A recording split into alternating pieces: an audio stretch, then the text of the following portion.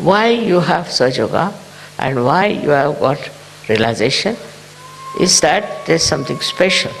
But that should not give you any ego. It's not for ego that you have to have this, but it's for understanding that you have to play into the hands of the divine. This play is something I could explain like this, that if you are supposing an artist, then in the hand of the artist is the brush, and the brush never thinks that it is doing anything. It's the artist who is doing everything. In the same way, when you are one with the divine power, you just feel, I am not doing anything. It's the artist who is doing. It's the artist who is managing. And who is the artist? Is this divine power which loves you, which cares for you, which looks after you, which absolutely is identified with you. You'll be surprised, I've got so many letters from people how Sahaja has helped them. How at the right moment they got the help. At the point of complete destruction, how they were saved. So many people have written to me, but I'm not surprised, because if you are one with the divine, it looks after. It has all the powers, all the powers. Only one power it doesn't have, to control you. If you want to ruin yourself, it gives you freedom. Complete freedom. If you want to ruin yourself, ruin. If you don't want to accept divine power, all right, don't accept. It's a complete freedom to do what you like with yourself. That is one thing it has given, and that's why you must curb down that freedom and respect the divine power. Today is, I like the day when it is a mother's, I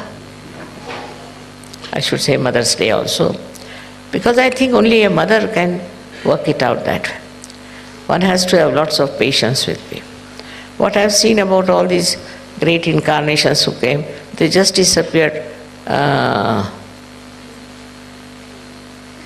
in a very short time they lived, very short time. Somebody was crucified about 33 years of age.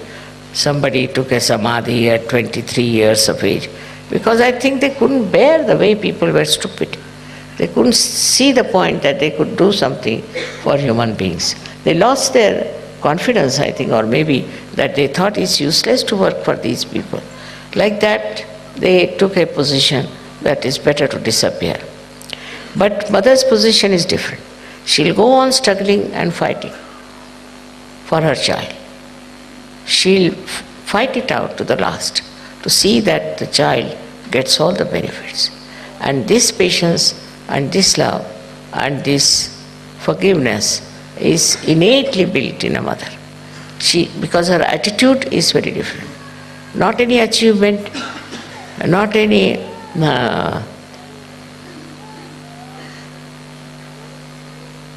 big name or a sort of an award or anything. It is just she does it because she is a mother. And that is what is the sign of any mother. If she is a real mother, at least for her own children, she will go all out.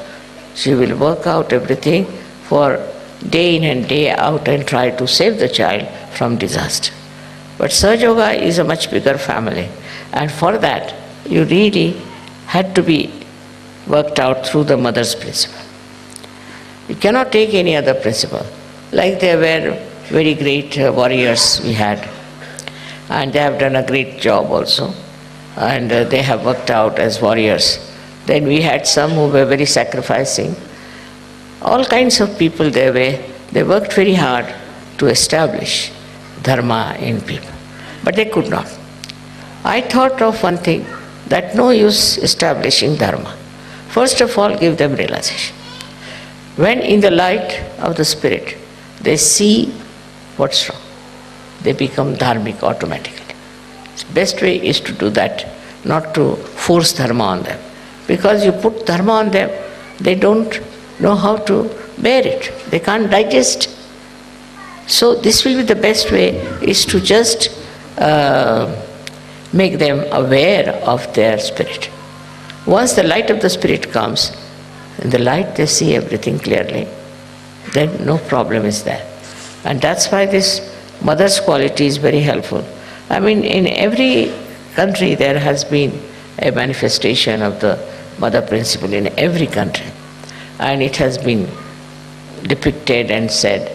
But later on, it was taken over by people who didn't want to talk about mother, because they could not justify themselves the way they were behaving. So they said best is not to talk of the mother. Also those who were very much advanced people, very matured, who were really incarnations, did talk about the mother all the time, but still talk was talk. Now this has to work out as a mother has to work. So in your own way, when you are doing surgery, there also you have to be a mother. More mother's quality than the father's quality. That there's no ambition, there's no competition, there's no jealousy, nothing. Just you want your children to come up and to grow in their spirituality. If that is the only attitude we have, then you'll be amazed how satisfied you'll feel, because this is a very, very joy-giving thing to see people growing in spirituality. Not only talking about it, not only reading about it, but actually happening, actualizing within us. So this quality is very helpful, and that really helps every surgeon to be patient, to be kind, to be humble, but you have to correct also. But there's a way of correction of another person, of people who are coming not from the divine world but from the normal world. So it's a difficult task to correct them. Some people are so hot-tempered they can't bear it. Doesn't matter. You have to forgive them. But best is to concentrate on people who are simple, who are loving, who are affectionate. And then gradually all these complicated people also will join. Your way of dealing with others has to be motherly. The motherly relationship has to be there. I was surprised that in the Western literature I don't find any description of a child and a mother's relationship. Very surprised. There's no description at all. How the mother sees the child, how he walks, how he falls down, then how he gets up, and how he talks. All kinds of beautiful things as described. But not in the Western countries. I don't know, they never saw this point, I think. That is very important, that to describe the attention of the mother. How she is loving, how she is kind, how she tolerates so much nonsense, and how she keeps it in as a sort of a forgiving thing, not just to use it against the child or to trouble. Sometimes you have to correct, you have to tell, but at the right time, at the right place, if they are told, the child also sees the point, whatever is there. The first most convincing thing is the affection and the love of the mother. She goes on forgiving and giving that assurance that I have a mother. Nothing can happen to me. And this assurance works very well. But the same assurance you have to give to other Sahajogis who are getting realization from it. Let them feel that you are not angry with them. They are stupid, I know. They are sometimes violent. I have gone through all kinds of people. But only thing that has worked is pure love. Pure love has no attributes of expecting something. Just give love and try to improve that person with full attention. But in divine work, you don't have to get attached to that person. Supposing there's somebody who is not up to the point, is also troublesome, gets angry with you, annoyed, insults you, So forget it. There are many others. There's no need to run after one person, to get attached to that person, or to make them fail. Now, main thing is that I feel all the Sahajogis always feel that I am their own, which is a fact.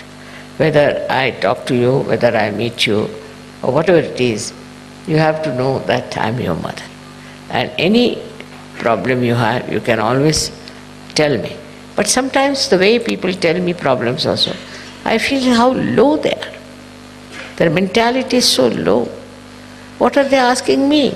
Supposing you go to some king and ask him for, say, $50, then what will the king say? What is the matter with this person? He doesn't know what he should ask for.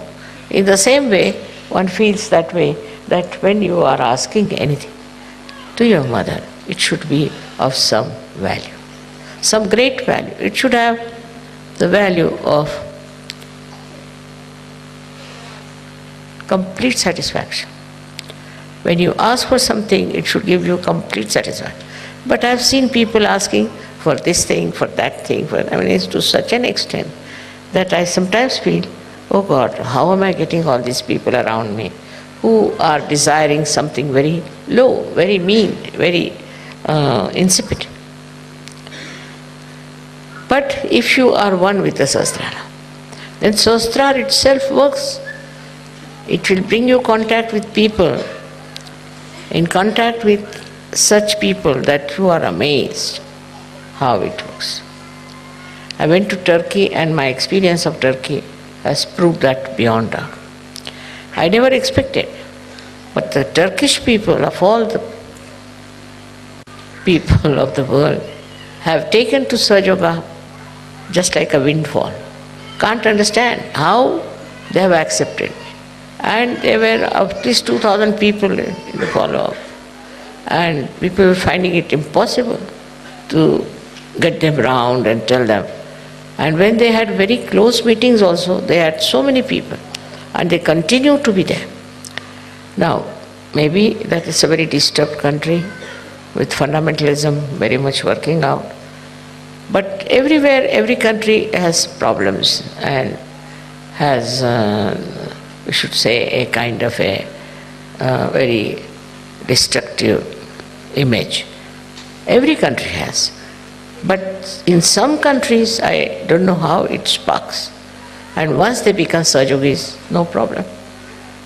There's no problem about anything. Once they are Sahajogis, you see, you don't have to tell them. They themselves work it out. They understand it. What is it? Like we have every country which has problems, which has people who are not of a very great level, who are not great seekers. Maybe in some countries I feel those who were great seekers are lost. Like England, I feel that all the seekers are lost by drugs, hippism, all nonsense. America is the worst of all, which is so much lost into wrong seeking. And it's difficult to find people there who have right seeking. Gradually it is working out. But still I must say, we should not think of any one particular country where Sahaja Yoga is not working out so much, or in some places working out so much. It is what we have to think globally, that Sahaja Yoga is growing. And you are part and parcel of that society, which is Sahaja Yoga. It's a very rare society which they never had. They had one or two Sufis here and there, one or two realized souls here and there, who only suffered. All their lives they were tortured. Nobody looked at them. I had great hopes about Maharashtra, but I am so disappointed because they tortured all these great saints all throughout, so badly, in such a mean manner, that I think they are still paying for it. And despite the fact I have done so much work there, what I feel is that their karmas are not good, because they still, I would say, it's a rotten country. It's become so rotten. You can see that the way people are behaving, and the whole thing is so bad. Though Sahaja Yoga is there, no doubt, but I wouldn't say it is of that level as it is in the north of India. Very surprising. North Indians never knew anything about Sahaja Yoga. They were not such religious people either. But how the North people have taken to Sahaja Yoga is very surprising. So you can't say where the light will show. Just can't say. And wherever it shows, we should accept. Wherever it doesn't show, we should not feel bad about it. What can you do? You cannot sort of break their heads for Sahasrara. Their Sahasrara has to be opened up. And with your motherly love, with your motherly understanding, I'm sure you can do it. May not be to the same extent in every country, but I'm sure, as I feel that maybe the punyas of these great saints will work, and maybe wherever I felt a little bit disappointed, I feel that all these places will work out and Sahaja Yoga will grow. But first and foremost is your Sahasrara. Only your Sahasrara can reflect the light of the Divine. So your Sahasrara is extremely important. You must meditate to enrich your Sahasrara, to cure it, to make it completely nourished by the Kundalini. There's no need to do many rituals, but meditation and also little bit of taking bandhan even now today is necessary, I think, when you go out, because still Kali Yuga is working its own pangs and the Satya Yuga is trying to come on. We are the ones who are going to support, look after the Satya Yuga, and that's why the Sahasrara opening is very, very important. It's very important, and those who want to grow should meditate every day, whatever time you may come home, maybe in the morning, maybe in the evening, any time. But you will know that you are meditating when you can get into thoughtless awareness. Then you will know. Your reaction will be zero. Look at something, you'll just look at it. You won't react because you are thoughtless. You won't react. When that reaction is not there, then everything, you will be surprised, is divine. Because reaction is your agyas problem. Once you are absolutely thoughtlessly aware, you are one with the divine. So much so that divine takes over every activity, every moment of your life and looks after it. And you feel completely secured, one with the divine, and enjoy the blessings of the divine.